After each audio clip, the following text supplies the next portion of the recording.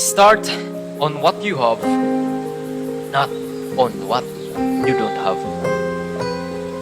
Ibig sabihin lamang nito na gamitin natin ang mga bagay na meron tayo. Hindi yung mga bagay na wala tayo. Most of us kasi kaya hindi makapag-execute sa mga bagay na gusto nating gawin. Kasi doon tayo nagpo-focus sa mga bagay na wala naman tayo.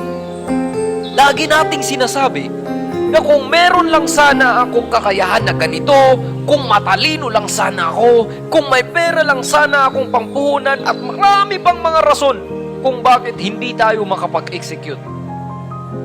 Alam mo kaibigan, sa totoo lang, maraming bagay ang inilagay ng Diyos sa atin. May something na inilagay ang Diyos sa buhay natin na wala